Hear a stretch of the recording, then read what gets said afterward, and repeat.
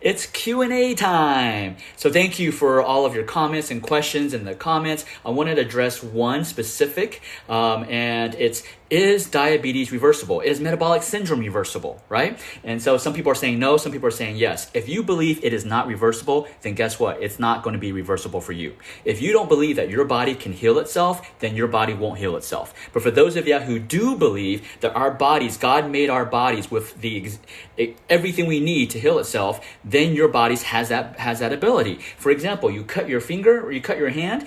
Do you have to tell your body to heal the cut? No, it just magically does it. That's the beauty of the body. So if our organs are functioning at optimal levels, magic can happen. Now, am I saying that it's going to cure everything? No, I'm not. But I'm saying is, let's fix your organs. Let's restore your organ functions. Fix is not a correct word. Let's restore your organ functions. And when we restore your organ function, your organs are functioning at optimal level. Guess what?